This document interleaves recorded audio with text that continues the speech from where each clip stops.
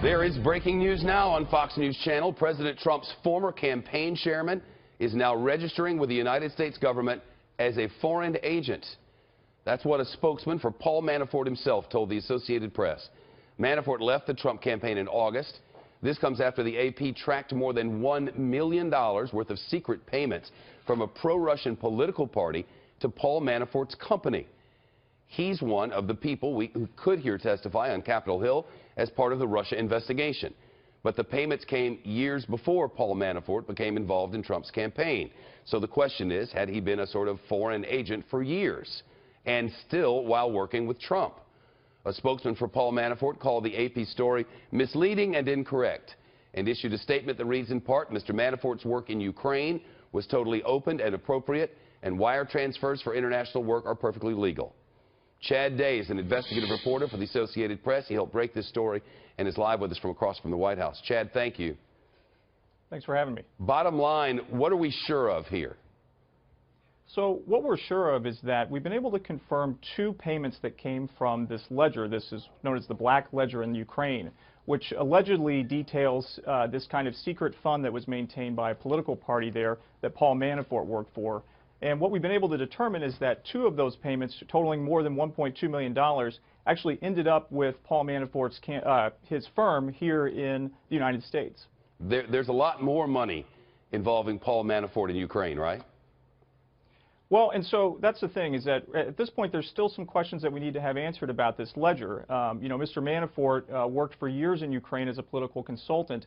And so, and this ledger details additional millions of dollars, but at this point we've not been able to confirm those payments. As many as $13 million.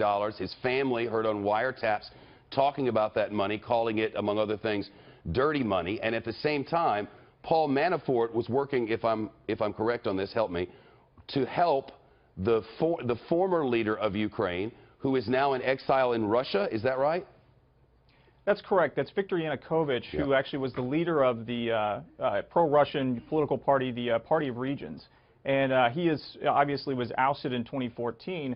And this kind of ties back to what you referenced earlier, is that Mr. Manafort worked for him for years, and as part of that work, he directed some lobbying that went on in Washington.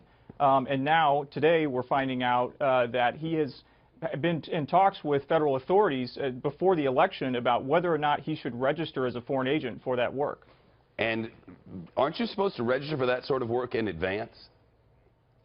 That's usually the case, but that's correct. So in other words, once he got caught, then he's registering. Well, I mean, you know, I'll leave that for you to say, but I will say that this... That is the chain of events, is it not? That is correct. And, you know, this comes after we reported earlier today that one of the lobbying firms was retroactively filing, basically saying that work that they did that was directed by Manafort's firm could have been construed or could principally have benefited the Ukrainian government.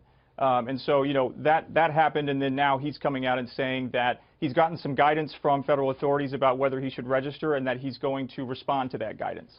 All right. It's a great piece on AP. If you have an AP app on your phone, it's there now. We're also linking to it on foxnews.com. Chad, as always, thanks.